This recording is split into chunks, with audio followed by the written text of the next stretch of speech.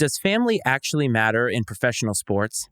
The coach is back from vacation, and we're going to hit him with some race talk and some family trauma this week on Iceman and Coach.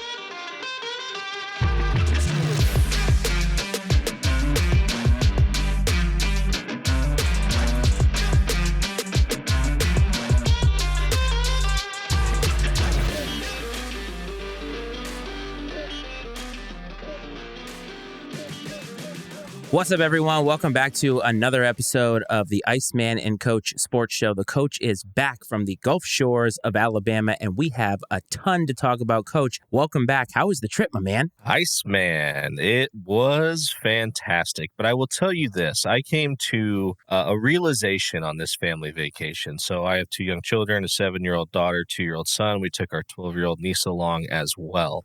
We've gone on trips before, but this is the first big one in probably like 2 years. I realized for the first time that these vacations are no longer about me. If I'm going to get any real relaxation, it's going to have to be an adults-only type of trip. And that's okay. But while we may change venues, right, by going down south to a condo on the beach and the atmosphere may be wonderful, you still have to parent and you still have to manage the daily BS that comes with being a parent with two young bickering children. Our 2-year-old is just a wild man. The thing we were looking forward to most was going out to eat and enjoying the delicious seafood. And he made that really difficult. I mean, he had like a 30 to 40 minute ticking time bomb on him, and that's about how long he lasts before he was going to make shit real uncomfortable for everybody in the restaurant.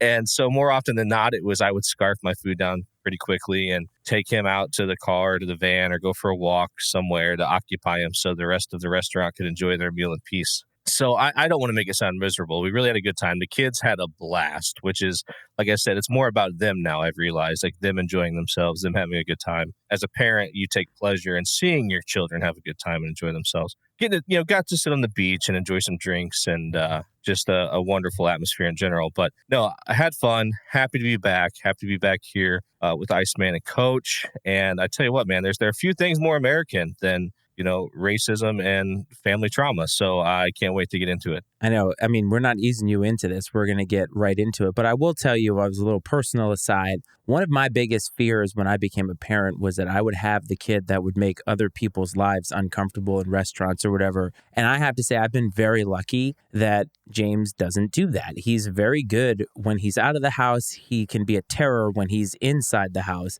And one of the hacks that we have uncovered, and this is very dependent on your situation, but the grandparent hack is a major life hack if you can get into it, because my in-laws love taking care of James. They love being with him and doing things. So when we go on vacation or we go to visit them, we actually can get a reprieve because they love to see him and they love to hang out with him. So it's just a matter of what your situation is like and what, your grandparent situation is like, your family situation. So not everybody has it the same. And hearing your story and just thinking about it in general, it kind of goes back to the pandemic and thinking about how many people struggled in so many different ways because their family situation was different. A lot of people began working at home. Their kids were at home. I can only imagine what that was like. And I'm not sure we're going to really uncover everything that the pandemic provided in terms of mental health. It's going to be years until they start writing books about these things. And so I'm with you on that, though. And it is tough as an adult and as a parent to be able to get that adult time. And we're hopefully going to be having a little bit of that with some visitation here pretty soon, my man. I think we have some things that we could possibly be sharing in a couple weeks with our listeners, but you and I hopefully will get to hang out and meet for the first time and our families get together and we'll be able to combine these family dynamics into a real Iceman and Coach show.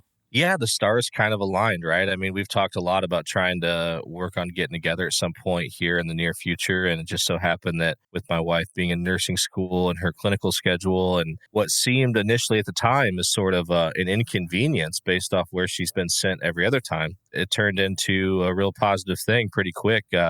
Being sent out to Virginia right in your neck of the woods. Going to get to spend about 8 or 9 days there. So definitely looking forward to seeing the history. I love history. My dad's coming along. He's a big history fan. But yeah, probably more than anything is getting to meet family of the Iceman and getting to meet you and hanging out and having a good time and maybe getting to do a few other things along the way. It is funny and a little bit of a peek behind the curtain for the viewers or listeners, if you are listening and watching on YouTube, is that Coach and I have actually never met in person. And I get asked that a lot whenever people discover the show and they start watching and they ask, man, you guys sound like you've known each other forever. How long have you known each other? And it's like, actually, we've never met before. And that's a little bit of a fact that I think surprises a lot of people. But to me, as a personal note and getting a little bit of the emotional platitudes out of the way, it's a testament, I think, to how you can make a connection with somebody through however you connect in life. And podcasting, sports happens to be that thing, but we've connected on a lot of different levels too. And I'm glad we've been able to kind of showcase that here on the show, because I think it's important to extend our humanity out there for the listeners. No, I couldn't agree more, and definitely couldn't have said it better myself. It's really cool. This whole thing of podcasting that I got into, I guess we're going close to 2 years ago. Never could have imagined the relationships that opened the door to, as far as the different people I've met and gotten to know. And it's really just kind of broadened my horizons as a human being, right, as a person. And obviously being able to collaborate with you on this and all the things that we've kind of been coming up with here over the last couple of months, it's just really exciting. And to have the friendship as like the catalyst of all of it makes it even better. I couldn't agree more. If you have a family vacation story that you want to share with us or anything, don't forget that you can call or text the show. Area code 703-718-6314 is the telephone number to do that. If you're in the U.S., you don't need that one. But if you're international and you're watching, listening, don't forget to hit that country code 1 before you type in the number. We would love to hear from you, hear some stories. And like I say in the message and all the time on this show, if you give us your take, who knows, we'll try and work it into the show. Last week you were gone, man, so I went a little old school the way that I started this show way back 2 years ago. I did a little monologue, and you know me, I like to get into some of the meatier topics when you're not around, because I seem to have this ability to get into topics that stir the pot a little bit. And one of the things I think that does stir the pot whenever you mention it is anything related to race in this country. And I don't mean that in a bad way. I just mean that it's something that is polarizing. It's a hot button issue. And I talked a little bit, pontificated is really a better word for it, about the Glenn Kuiper situation. And he's the broadcaster of the Oakland A's. We've certainly got a lot of mileage out of the Oakland A's and how bad they are. So adding on top of this now, this is the third show in a row that we're going to talk about it. But he had a little bit of a misstep on a broadcast. And you're the one who actually brought it to my attention and sent me the TikTok, even though that's trending all over the place. Not going to rehash exactly what happened, but let's just say that he said a word on the broadcast that was not great, and he has been suspended indefinitely. I talked about it and made my feelings known. I think I even told you via text how I felt about it, but I wanted to give you the runway to talk about it with our listeners, because you weren't here to rebut or even give any type of an opinion on the situation. So the floor is yours to talk about that situation. So for me, I think that the context of what he was saying makes it even worse. Because obviously, I mean, we can hash it out here real quick that, before black people were allowed to play baseball in the major leagues, they had their own league, right? And it was commonly referred to as Negro leagues. Well, he didn't call it that. He called it the racial slur that we all are familiar with, without missing a beat. Like, it was the most natural thing he's ever said, which was very disturbing. I just don't I've never, ever, ever heard someone refer to that league that way. Ever, not once. It's not like it's an old way that people used to say it and he just slipped or something. I have no clue how he ended up at that point. And I mean, in his co-host that was working with him, I mean, that guy just kept rolling too. And I mean, I think you have to in that situation. I don't know what he could have done that would have made things any better at that point in time, but it was so egregious and just, it caught me off guard. When I first saw it, I thought it was I thought it was fake, honestly. That's how ridiculous it was. I thought it had to be fake. And to realize it was absolutely real was just shocking. There were so many things about it that just stood out to me. First of all, his color guy was Dallas Braden, who I believe threw a perfect game for the A's and is kind of a crazy person. And I also noticed that he didn't react. And I thought, how would I react, right? We generally tend to condemn a lot of people for something that they do or don't do. But I think it's important that you put yourself in their shoes and what would you have done? I can't tell you that there's no way that I wouldn't have reacted. Like I would have done one of those side look things like, well, what? I don't think I would have been able to hold it in no matter what I had been taught. And who knows, maybe Dallas Braden has been taught to not react to something like that because you do kind of want to let it go. But it was the whole thing of about how he used the hard R, first of all. Like he didn't even, it wasn't casual or anything like that. And he's like pointing in front of the camera, talking about the things that they did. And it slipped so casually. And it slipped in a casual way that I immediately thought, oh, he's used that word before. And I don't know that for sure. It's all conjecture, of course. He's not going to come out and say that he has. Nobody would. But at the same time, that word is just something that I try to stay away from. Even last week, talking about it, I stayed away from saying the Negro League because that word makes me uncomfortable. I understand that's what the league is called, but it still makes me uncomfortable. And it's like, man, there's just so much of a slippery slope in even trying to use those words, and also the negative connotation that any of those words has, right? Like people will say the Negro League, but also forgetting what it meant. It meant that they weren't allowed to play with white players. That part of it is actually the part that's important. And that part of history has finally only started to become assimilated into the collective history of Major League Baseball. But for a long time, it was separate. And so that you're right. All the context around it, what he was talking about, it all matters to me. And I don't think he did it maliciously. Like, I don't think that he was like, all right, I'm going to say this and we're just going to roll with it. I think he probably was horrified that he said it. My main concern was, how else has he used this word and where else has he used it? Because there's no way that that was the first time in his life that he said it and just it slipped. No, and he was talking about it so almost passionately as far as the experience that they had, which makes it obvious that he didn't think he had no clue or did not believe for a minute that he was saying anything wrong. And so I honestly wonder for a minute if this man is so unfamiliar that he really believes that's what it was called. I'd be curious. Not that that justifies it, but I'd wonder if he was so detached from the world that he thought that's what the league was called. And two, even if that's what it was called, man, like you got to know you can't say that. Like you cannot say that ever. The term that he used is like the term that somebody would use to talk about that, like in the deep South somewhere, like in those pockets of the deep South where racism is alive and well, the KKK is probably alive and well, and they would use what he said to describe some football team, high school football team. You know what I'm talking about? Like that's how it sounded to me. And the whole thing was just uncomfortable. And they obviously suspended him. My guess is that because the A's are going out of town, he's probably going to lose his job. And does it really matter? I mean, yeah, I know he's been calling the games for 20 years, but they are trying to separate themselves from everything Oakland A's at this point. They're trying to move on. So they can go get, maybe Brent Musburger will call their games. So I think he's calling Raiders games. So why not bring him in? Because, he's not uncomfortable at all.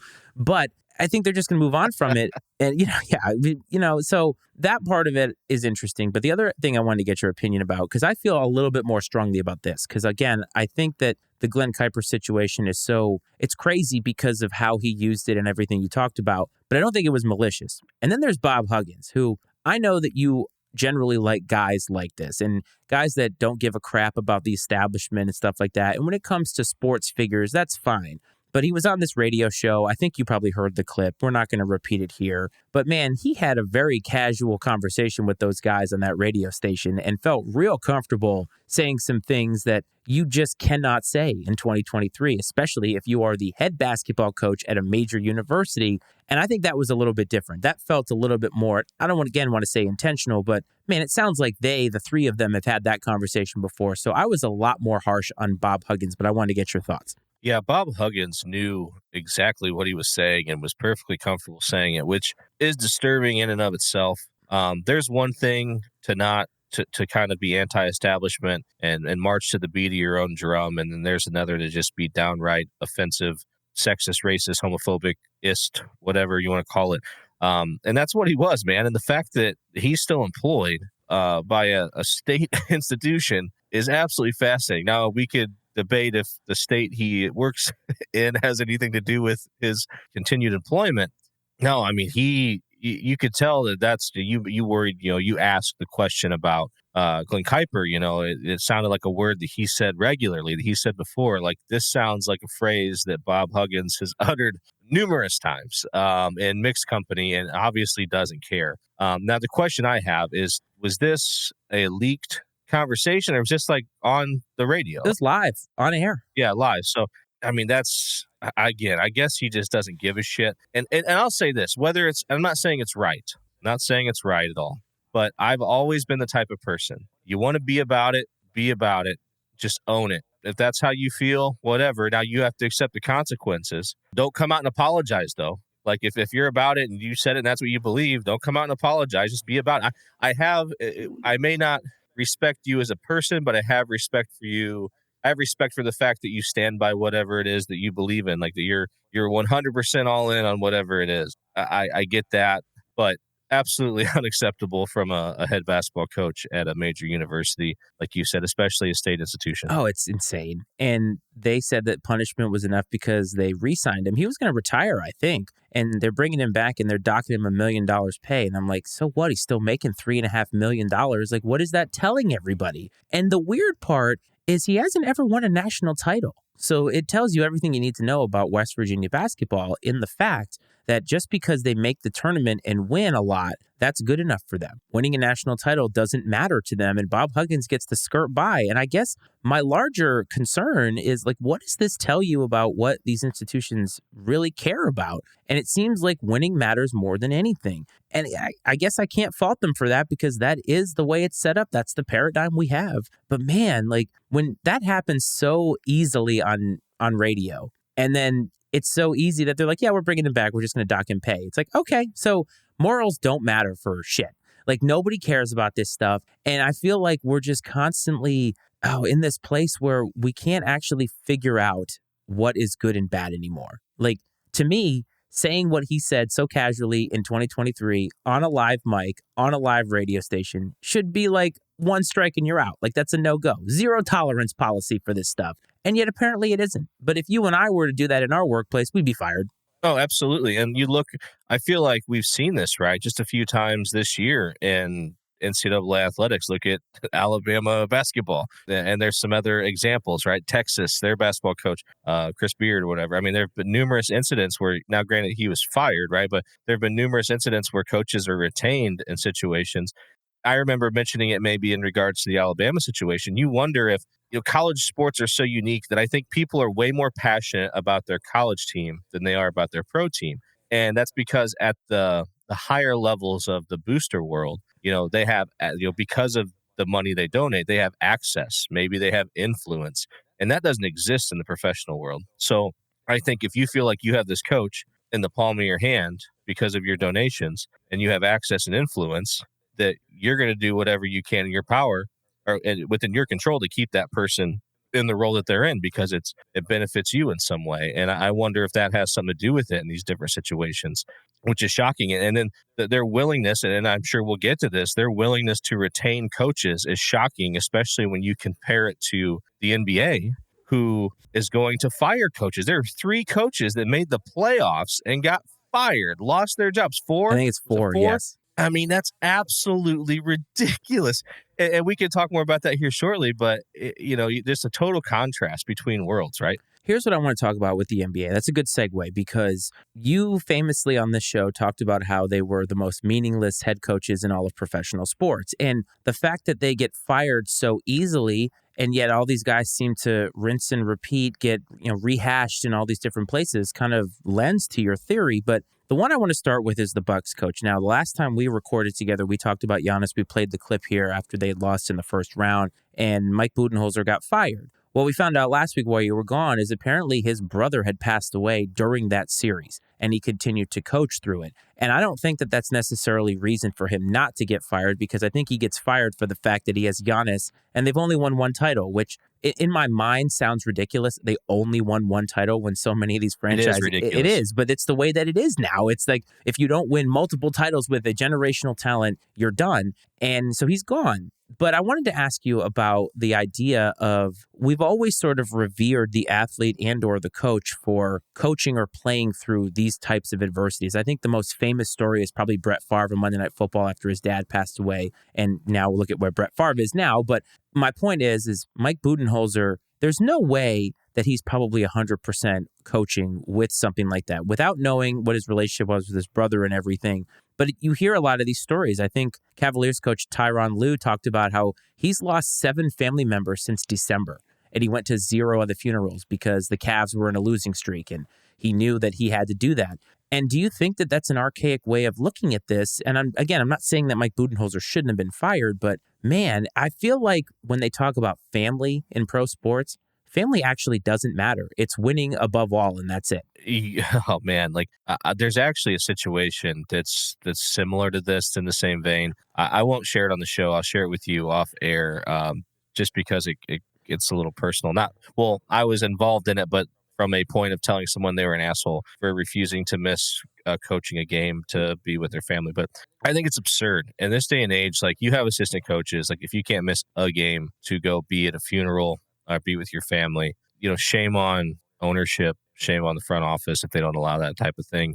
I don't care how much money you're getting paid. You're still a human being who has a family that they love and care about, and that family loves and cares about them. You should be there. You should be allowed to be there. Now, if you just simply choose not to be there, that's on you, I guess, and your conscience, and you'll have to handle that someday. If it's the organization that's saying, hey, the expectation is that you're here no matter what, that's sort of absurd, I think. And really, I mean, some of the people that would be complaining about it the most are the fans, which I think is preposterous. They think that just because they are making millions of dollars and coaching a team they're a fan of, that they owe them to be there all the time or something. And I guess what, fan, if your brother dies, you're probably going to miss the game to be at the funeral. And if you don't, you're a psychopath. So, I mean, that's kind of where I stand on it.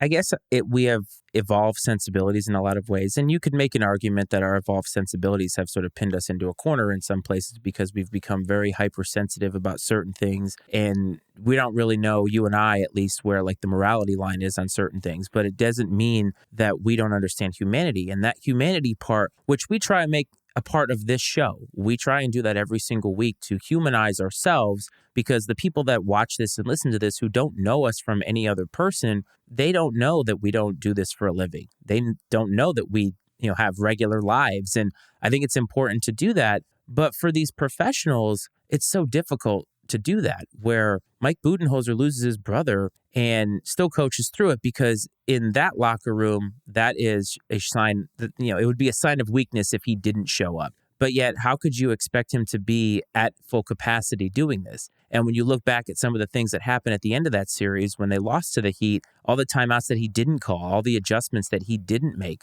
how do we know that his mind wasn't in a fog? And how do we know that he's not thinking about those things? As somebody who's lost a parent, it does mess with you. And it doesn't necessarily mess with you every single day. But I know that in the week after that, I was a mess. And I cannot even imagine going to an NBA sideline and trying to win an NBA title. And I don't think he necessarily didn't deserve to be fired because of it. But there's countless stories where people have not been given that grace to be human. And I talked about that podcaster who talked about the hockey player who missed the game because his wife was having their first child and he dogged the guy. Like, are you kidding? Like, and it's not just players, it's coaches.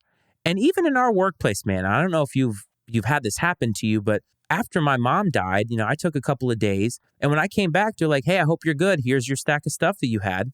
And everything rolls on. Your life rolls on. And it's a sobering thought that I don't know where our humanity actually counts for anything. It is really sad. I'll say this much. The place I work for now, they would let you take as much time as you needed and pay you for it. I can tell you that. The company I worked for prior to where I'm at now, that probably wouldn't have been the case. The expectation would have been similar to what you dealt with.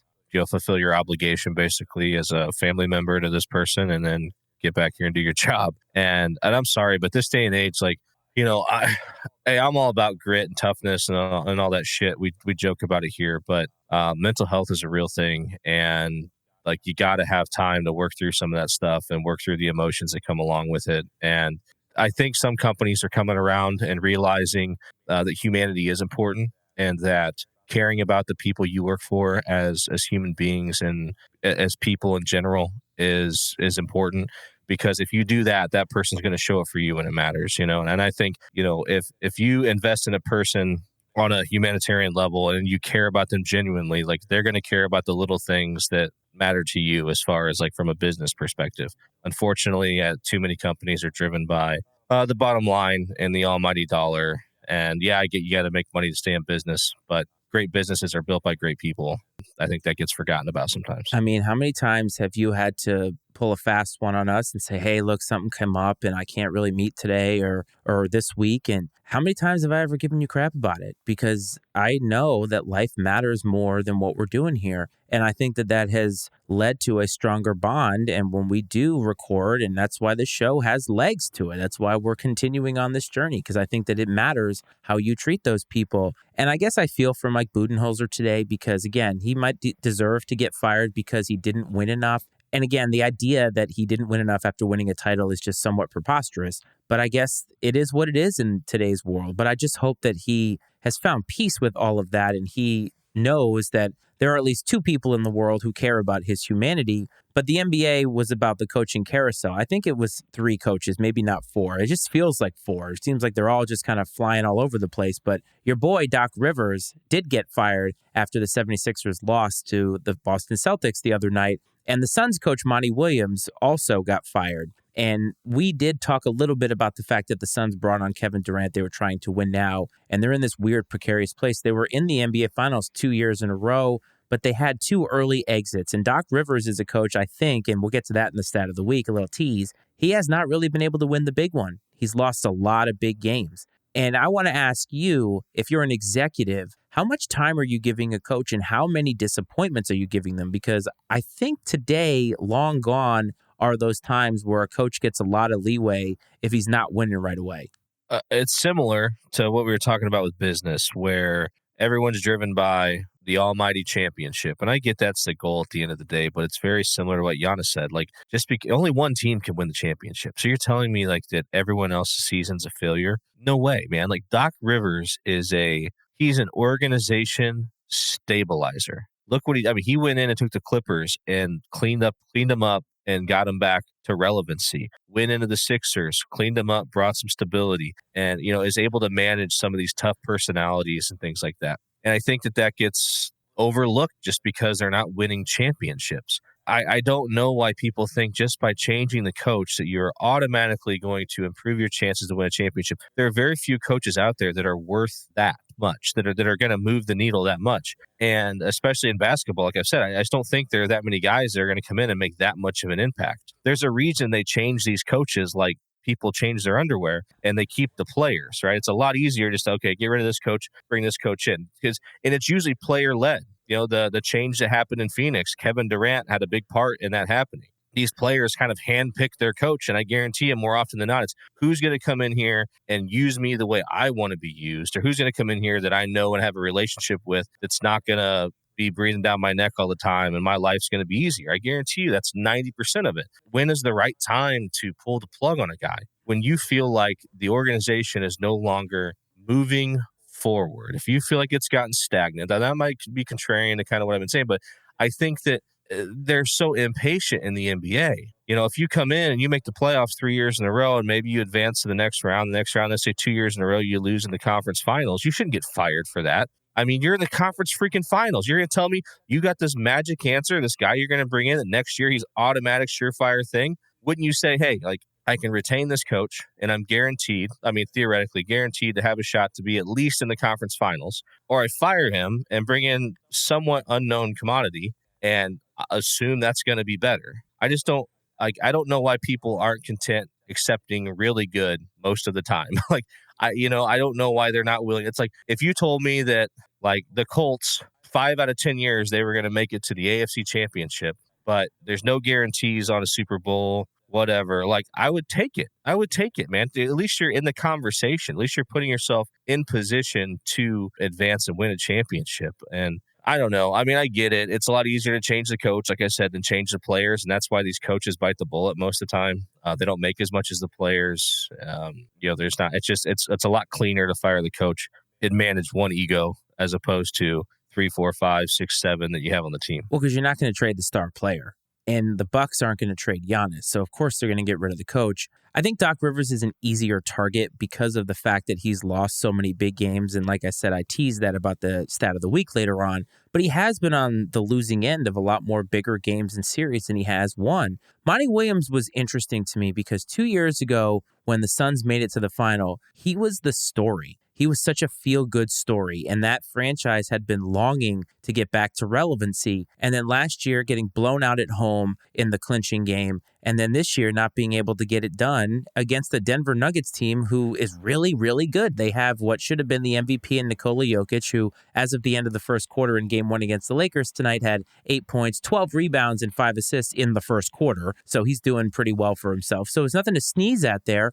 And they brought in Kevin Durant mid-season. You can't just forge chemistry in the middle of the season. You need to give it some time. And there's a new owner there. He obviously wants to win a championship, so he gets rid of this guy. And to your point, who are they going to bring in that's going to all of a sudden do the job? And this guy has gotten the team to the finals. I just don't really understand where they're going with all of this. And the sad part is Monty Williams will probably get a job with the 76ers. He's probably going to take over Doc Rivers' job. And for all we know, Doc Rivers could be in Phoenix, right? So that's how recycled the coaches are. And it does kind of lend to your point that there are a lot of coaches in the league that just don't make that much of a difference. And I think the coaches that do make a difference are on the teams that they are on, and they have been there for a long time. Like, I'm not sure if you know this, but your boy, Eric Spoelstra, 7 straight conference finals now. So he's not going anywhere.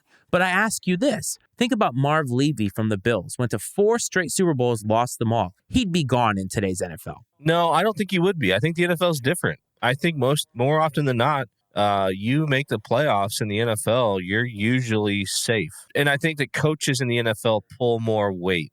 They have more clout than in the NBA. You're not going to have – it's not often that you're going to have the star player get the head coach fired. Maybe Aaron Rodgers got Mike McCarthy fired in Green Bay possibly. But, like, other than that, I mean, can you think of too many where like, the star player pushed out the head coach? Not really. Jason Garrett had that job in Dallas for what, a decade and won 0 playoff? Yeah, Marvin Lewis and Cincinnati, man. Like, that's a fascinating case study because I've always found the dichotomy between those two situations hilarious, because one franchise is the Cincinnati Bengals, who hadn't been relevant in a long time. So sustained playoff appearances was like winning a Super Bowl for them because what they had before then was nothing. The other franchise is the Dallas Cowboys, who used to be the darling of the ball, haven't won a Super Bowl in 30 years. Jerry still thinks that they're relevant, but they're a national brand. I just don't understand how Jason Garrett kept that job for 10 seasons with literally nothing to show for it, for a brand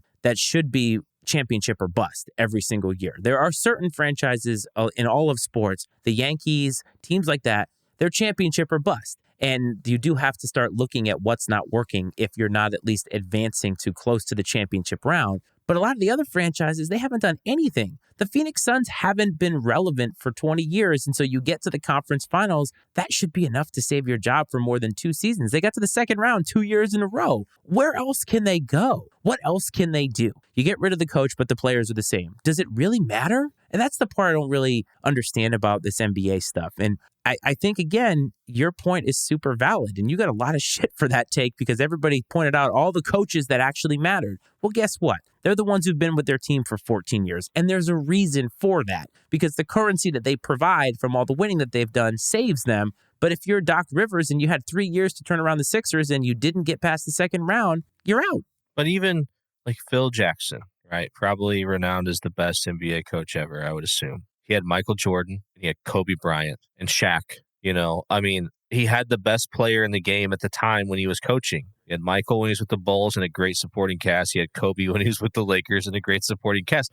I'm not going to say you could have automatically plugged whoever else in there, but the Bulls did pretty well even prior to Phil's arrival. I mean, they were up and coming when Michael was younger. Doug Collins, I mean, and, Phil comes in right when they're hitting their stride. I just think more often than not in the NBA, coaches ride the coattails of the stars. And it's probably more of them placating the stars to stay employed than anything else. What they call Phil was the Zen master, right? I think his job was just to manage the personalities, keep everybody happy. And that's not really dissimilar from what a lot of coaches do these days. Steve Kerr makes his money because he keeps that core together. He keeps them happy. So maybe your point is valid. If you disagree with Coach, don't forget to call or text the show. The number is scrolling on the bottom of the screen and is in the show notes. We would love to hear some opinions on this because Coach does not believe that NBA coaches are as meaningful as a lot of people will make them out to be. I think NHL coaches might actually be less meaningful because, man, that the Dallas Stars coach has been the head coach of like 7 teams. So he's been around. NBA, NHL coaching, very similar dynamics for sure. No doubt about it. 100%. So let's move on to the NFL, because the NFL did something while you were gone that I think is just the most preposterous thing. But again, in striving to have 365 days of NFL football on our minds, they make a big deal out of everything. So if you thought the draft was ridiculous in how much it's covered, last week it was about the schedule reveal. And I know that a lot of the teams had fun on social media. That part of it is fun. But what I don't like, and what makes me laugh, is how the schedule comes out and all of a sudden you got all these people trying to project all these matchups as if we actually know which teams are going to be good. Let me just tell everybody watching and listening, we won't know until about week 14 who's actually good. We can pencil a few teams in for they're probably going to be good. A lot of it we just don't know. So the schedule came out and a couple things stood out to me. First thing I want to mention, do you know who is starting off the season in 2023? I do not.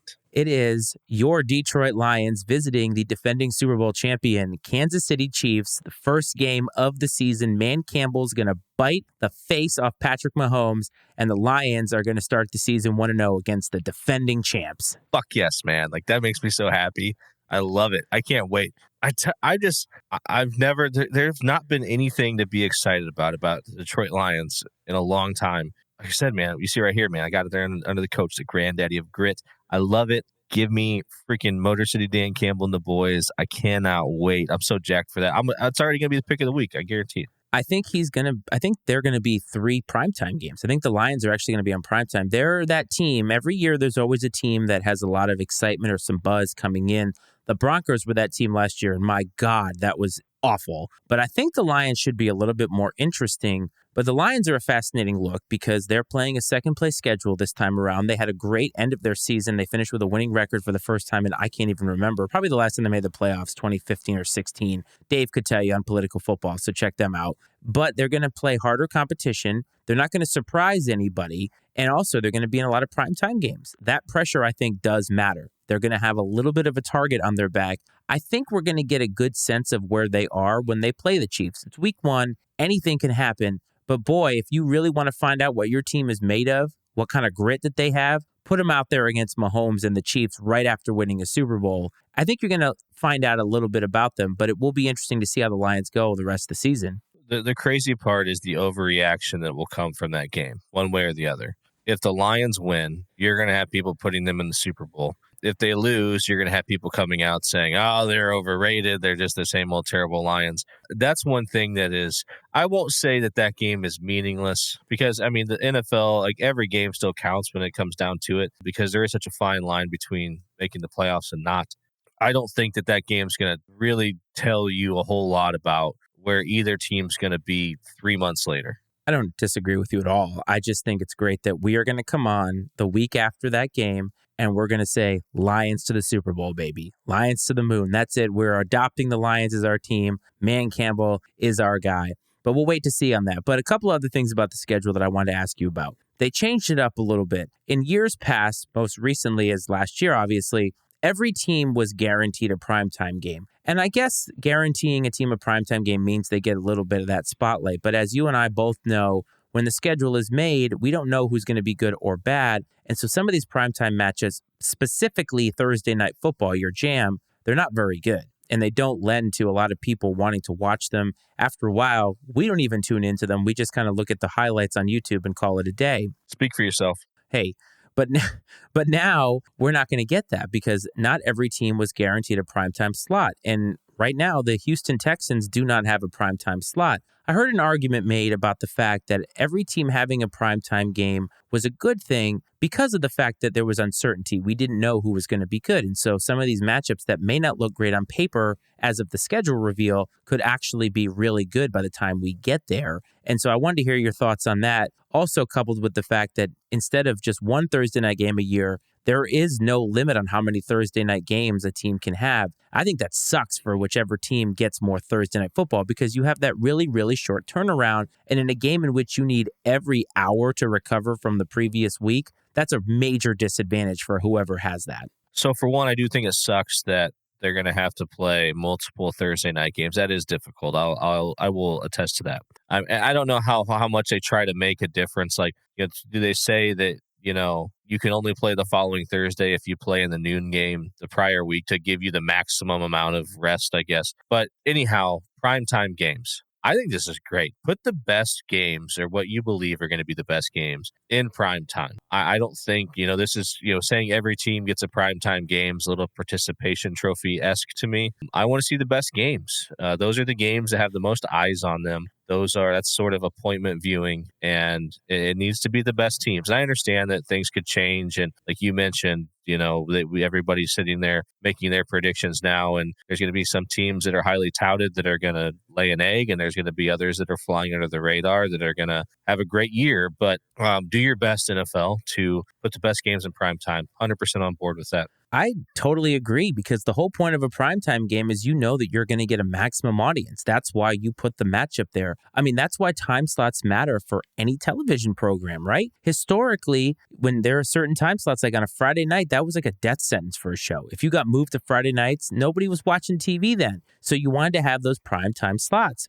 And for the NFL, especially now with Red Zone, where everybody catches all the games pretty much all at the same time during the day, you want to make sure that you're keeping that audience in the prime time. And I know that there have been Sunday night matchups or Thursday night matchups or Monday night matchups where I won't tune in regardless sometimes because I'm tired of football. But if the matchup is good, I'm more likely to stick around, especially on a Sunday night, because that high from 1 o'clock all the way through to the Sunday game is great. But if the matchup stinks, I'm probably not going to tune in. I can just wait and get the highlights, and we might not even talk about it on the show type of a thing. But if they are striving to get what they feel is the best matchups all season long on primetime, that benefits them, it benefits us. And then late in the season, they get to flex these games. And I know that they try and do that as often as possible late in the season, but there's so much flexibility to be able to get the best matchups and make sure that the playoff scenarios are all playing themselves out. And so I think the lack of this participation trophy is a great thing because it's getting into everything in sports. I mean, the MLB All-Star Game, you have to have a representative from every team, even if they're hitting 210, because, well, shit, we need to have an Oakland A on the team when maybe none of them are actually worthy of making the All-Star team. I'm so with you on this. Screw participation trophies. That's right, man. You talk about circling back to tie in a conversation from earlier about caring about the human element. The San Francisco 49ers got scheduled to play on Thanksgiving Day and Christmas Day both. I don't know if that's ever happened, that a team has had to play on both days. You talk about not giving a shit about a person and their personal family life or whatever. That sucks. That's a tough one because they have traditionally played games on, well, at least on Thanksgiving and Christmas the last decade or so. So it's in play that something like that could happen. But from a family perspective, I hear what you're saying because it sucks to have both of them. And maybe the NFL should be going back to think about it. For all we know, the 49ers may not be any good, so they might get flexed out of the Christmas Day games and another team will actually get put there. But another part of it too, man, is they're having a Black Friday game. The NFL is encroaching on our entire week. And I do love me some football, but I am getting a little pissed off that they're trying to take real estate of like 4 out of 7 days now. Like, it's got to end at some point. I'm not going to be watching random Wednesday night football. Like, they're going to lose me on a lot of these games if they keep spreading these games out. And then the other rumor is that in 2024, you're going to have Peacock to watch one of the playoff games. Like, come on, make that a regular season game that I can choose to watch, and not a playoff game that actually friggin' matters. Yeah, well, that's why they're doing it, is they want to they want to make sure it's a game you want to watch, and so you sign up. Notre Dame does it too. They play one game a year on Peacock. I have Peacock, so I'm not worried about it. But I mean, it's one of my 9 streaming services or whatever, that I'm signed up for. I mean, I get why they're doing it or whatever. And unfortunately, a lot of things are probably going to trend that direction. I'm surprised the NFL hasn't kind of come out with their own viewing app of some kind. I mean, I know they have the NFL Network, but I mean, I don't know, is there an NFL Network app on smart TVs and stuff? Is there? Yeah, maybe. Oh, yeah, there definitely is. I just want to point out to all the listeners and all the viewers, this is a streaming service that you have for free. All you got to do is hit that subscribe button, and you can listen to us for free every single day if you want to. We will not make an exclusive content that you have to get some app that nobody would ever buy. I also have Peacock, but for WWE stuff, so I'm covered in that regard, but it's the principle of the thing. Sure. And I'm getting on my soapbox as an old person. The newspaper that we are here, I just hate it. I hate the fact that they're taking something that I used to get and they're making it on a platform that I don't necessarily want to have. Now, hold on, old man. Wait. Hold on. Yes, hold Okay. on. Go ahead. So you have to remember, when we grew up, you were lucky to be able to watch like one game on Sunday, one or two games. You had like the game on Fox and then whatever was on CBS, and that was it. Like, you know, now we can watch any game. We have the ability to watch basically any game. We have the Red Zone channel, all these things. And now you're mad that they're going to take one game and put it behind a paywall. It's getting to the point where it's going to be like it was when we were kids and we're not going to have the access. So they've put the drug in my vein and now they're taking it away from me. And I don't like that, man. I just don't. Now, if it's a Kirk Cousins Vikings game in primetime, oh, okay, fine. I know he's going to lose. It's fine. So I don't necessarily have to watch it. But it's the principle of the thing, because I ask you, where will the line be drawn? At what point will all of these games be a la carte? We have to pay for every single one of them. And now it's becoming something that is not free entertainment. What do we do then? Because it's heading that direction. And how much are you willing to pay, not for a Klondike bar, but for your NFL football? Like, what is the line for a lot of people? I can guarantee that your dad would be so out on this. No, he definitely would be, I think. What's the line? I don't know. I mean, things are continually evolving with streaming and all that stuff. You know, there have already been a couple instances where you have different streaming apps that have bundled themselves together. I think Hulu and maybe Hulu's got to deal with like ESPN and Disney or something. You get all three in a bundle. I think you might see more stuff like that. But as far as games behind a paywall a la carte, it may come. I don't know how soon or how quickly. I think you might still see the standard, like the Fox, you know, the Fox game, the CBS game, like I said, the Monday night game, the Sunday night game. Those ones will always probably be available. But even they're still not free necessarily. I mean, anymore, you still have to have some sort of TV provider in most cases to get even those channels. I mean, I don't know how the rabbit ears work these days. It's been a long time since I've tried to put up an antenna. But, you know, I imagine that with technology, it makes it harder and harder to do that sort of thing. Little tip for those of you who are looking to cut the cord. If you can get a good signal with your antenna, the signal and the picture quality is chef's kiss, let me tell you. We did that for a few years. We're able to get NBC, and man, the Sunday night football game has never looked that good. So just a little bit of a pro tip there. I also want to point out my hypocrisy. Back in the NCAA tournament days, I did say live on this show that if they made the NCAA tournament pay-per-view, I would purchase it. So I am just dripping with hypocrisy here over this one Peacock game. I'm going to cop to it, but damn it, it's the principle of the thing. And I think it's the fact that the NFL is just so powerful that they can do whatever the hell that they want, and I have no power to stop them. And like, I'm all about, you're anti them moving into other days of the week, man. I'm all about it. Give me more football. Now, I would like to see them stay off of Friday nights. I just think that, one, high school football, you know, you can watch it on TV in some cases now, but I think it's Friday night's always been high school football's night. I was kind of pissed when the Big Ten moved some games to Friday nights at one point. I don't know if they're still doing it for sure, but I think probably some of them other lesser leagues play on Fridays once in a while. I'm not crazy about that, but, you know, I don't mind me some midweek, a little midweek maction once in a while, you know, in college football. I dig me some maction. Fucking knew you were going to say the word maction. Like, Jesus.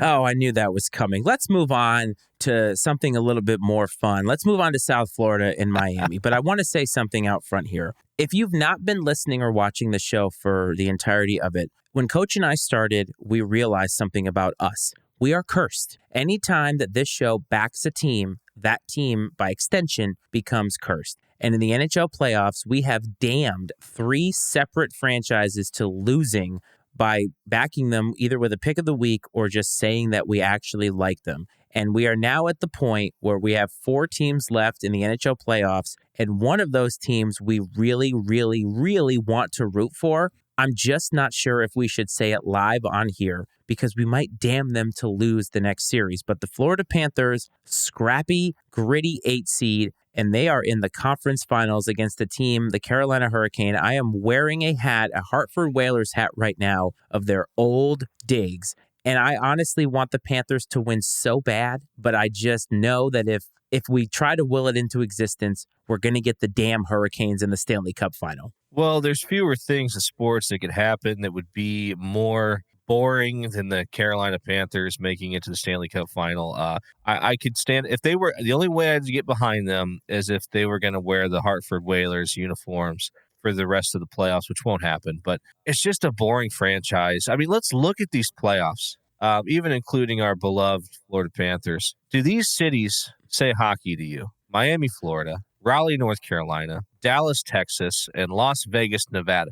Do any of those cities scream hockey to you? No, they do not. Which brings me to my next point. I got a bone to pick with an entire fucking country, Canada, okay? There's like 3 things in this world that you're supposed to be good at. Hockey is at the top of that fucking list, just ahead of maple syrup, flannel, and denim, okay? And it absolutely drives me crazy, okay, that you guys couldn't figure out how to get one of your fucking teams into the conference finals at all. Not a single one of them. Every single one of them underachieved. This is what you do. It's absolutely preposterous. I cannot believe it. And so just put Canada on my shit list right now. By the way, you did the thing that I thought I was going to do. It is the Carolina Hurricanes, not the Carolina Panthers, Fuck so 'em. congrats to you. But the Carolina Panthers are also a boring franchise, so we'll just lump them all into the same thing. They could be a hockey team. I don't even know. I don't care. Bryce Young looks like he's about 4 feet tall, standing behind the offensive line at practice, so we probably won't be seeing anything with them. But here's the thing about Canada that's so strange, is you are right. They are so passionate, and all the best players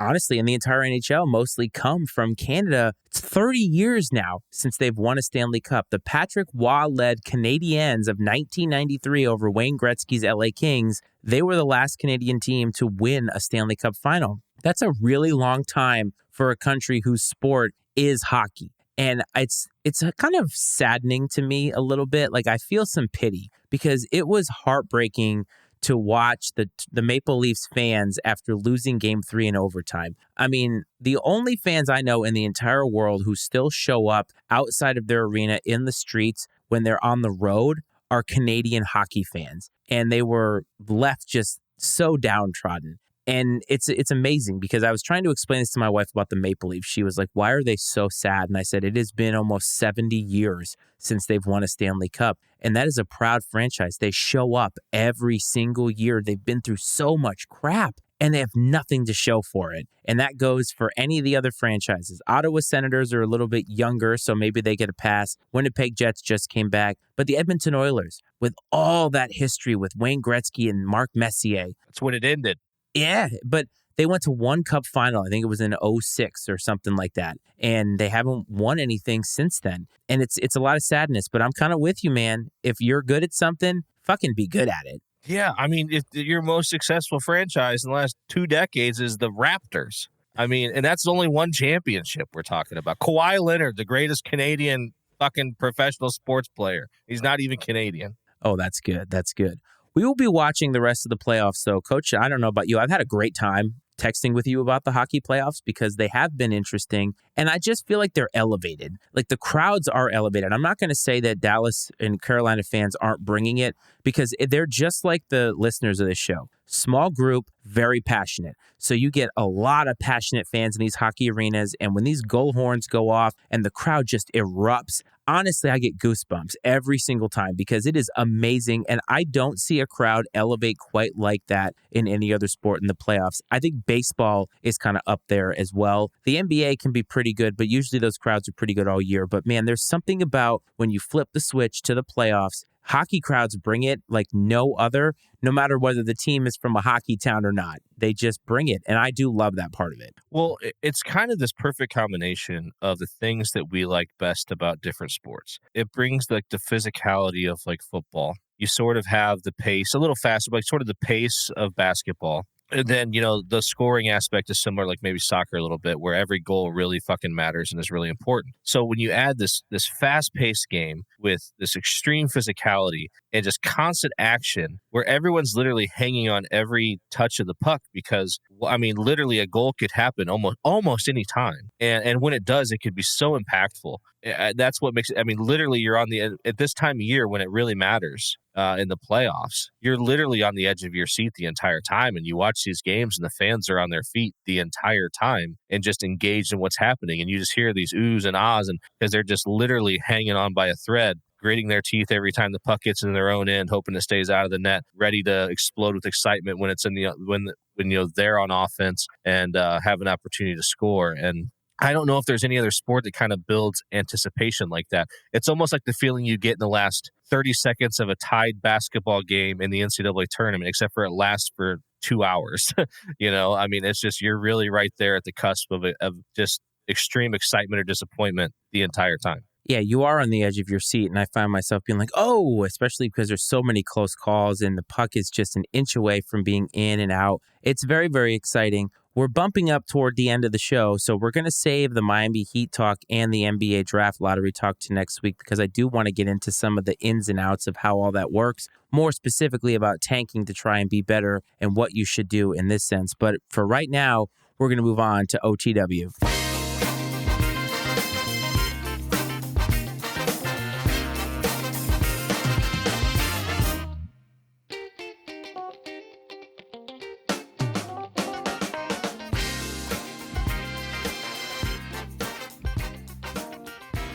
OTW of the week, where Coach and I like to put a little bit of a personal spin on it, and we will start with the Iceman stat of the week. Coach, I know that there is nothing that gets you more firm than the stat of the week. Are you ready, sir? Consider me at attention. Exactly what I was hoping you would say. So your boy, Doc Rivers, fourth all-time in playoff wins. However, a stat for him, he has lost 10 Game 7s as an NBA head coach. So clearly, when the series is on the line, he has not done a lot of good work. 10 losses is a lot. That means he has lost a lot of series, and I think he is also the coach who's blown like the most 3-1 leads in any series. So even though he has a lot of wins, also a lot of really crucial losses. On the other side of that, though, the nondescript Dallas Stars, their coach, Peter DeBoer, he is 7-0 all-time in Game 7s as an NHL head coach. So the exact opposite dichotomy for each of these coaches. Wow. I mean, I think it's more impressive. The 7-0 is more impressive than how disappointing Doc Rivers' situation is for sure, man. That's awesome. Nice little sneaky hockey stat there. I know. 7-0 in Game 7s, too. I love the symmetry of both of those stats. But the ironic part is I think those 7 wins have been for like 4 franchises. So he was the Golden Knights head coach a couple years ago. They've only been a franchise for like 2 or 3 years or 4 years or whatever. So like I think it's maybe 6 years. But so he's been all over the place. And hockey coaches are they're thrown around like tissues, whoever lands where. They win a Stanley Cup. It's not like the Scotty Bowman days of the Detroit Red Wings where that stuff actually matters. I couldn't tell you who the Bruins head coach was this year, and they broke every regular season record imaginable. That is a very interesting point. Like, name a sport, of the major sports where you could name the fewer head coaches than you could in the NHL. Like the average fan. I think you could find anybody. Like, I could probably go to my wife, maybe, and say, name me an NBA coach, name me an NFL coach, name me a major league manager. She could possibly name each of those. 0% chance that she would ever. I don't know. Who's Scotty DeBoer? There you go. That's probably the only fucking hockey coach's name I know. Peter DeBoer. See, I don't even know his name. See, I already forgot it. Exactly. That was my point. I found out who he was today when I found out this stat after they won last night and beat the Kraken. So I didn't even know that Peter DeBoer was an actual person. It almost sounds like it's not real. But hey, you know what? Undefeated in Game 7s, and they are in their conference final.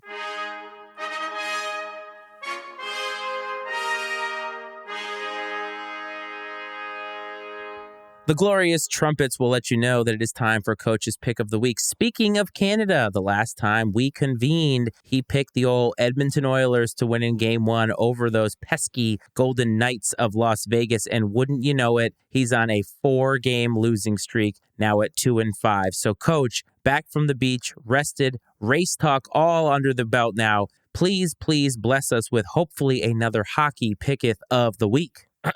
Hear ye, loyal listeners of the Iceman and Coach Sports Show, gambling degenerates, and any Canadians that are still remaining. I implore you to turn your attention to the opening round of the Eastern Conference Finals in the NHL. And I'm going to throw a little curveball in here this week. I'm going to take the team formerly known as the Hartford Whalers, recently known as the Carolina Panthers, officially known as the Carolina Hurricanes, over the Florida Panthers in game one of the Eastern Conference Finals. So Carolina over Florida in game one of the Eastern Conference Finals. They are a slight favorite, it looks like, in Vegas. So, Iceman, give me the Hurricane. The Carolina Hurripanthers over the Florida Panthers of South Beach. Coach, it's good to have you back. Let's hope you go 2-6. So let it be written. So let it be done.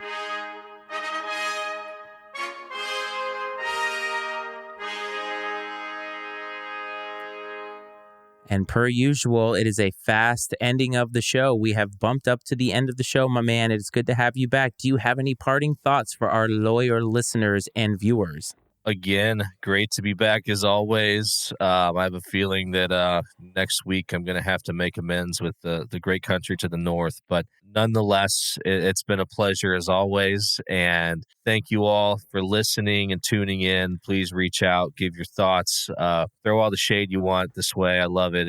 It really, it's exciting and fun for me and fun for Iceman, I know too. So let us hear it. Buddy, it's been fun as always. And I already am looking forward to next week. As am I. And as far as the hate is concerned, don't forget to call or text the show, area code 703-718-6314. Leave us a little message. Let us know how full of shit you actually think that we are. We do actually love the interaction, whether it's positive or negative. So I know we get a lot of it on YouTube, and it's a lot of fun because I get told a lot that I have the stupidest opinions. And you know what? That means we're making waves. They hate us because they ain't us, my man. So please call or text and leave us a little bit of a number. If you want to find us on social media, Twitter and Instagram, at Iceman and Coach is the way to do that. If you want that amazing hat that Coach has on YouTube, please check out MattyIceMedia.com and go to our merch section. You can find some trucker hats with the old INC logo. For those of you listening in the podcasting space, please tune into the YouTube channel and subscribe. The notes for that will be in the show notes, or the link for that will be in the show notes. And as always, please support the Pub Time Podcast through their Rhythm and Brews section, talking about all these different musical acts and so forth. You guys are always having a good time. And they just posted an episode with Payne Productions talking about sitcom moms, a little 5 for 5 action. So that was a lot of fun. Coach, it's always a pleasure to see you. Everybody in Ice Time Nation, thank you for tuning in this week. I hope this finds you well. I hope this finds you safe. And we will see you next week. This is Iceman and Coach.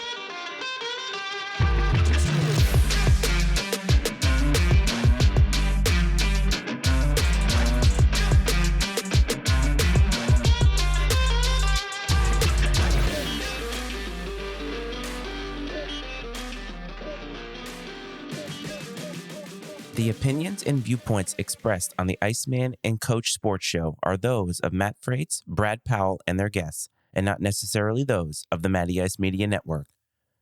The Iceman and Coach Sports Show is exclusively owned by Matt Freitz and Brad Powell, and is brought to you by the Matty Ice Media Network.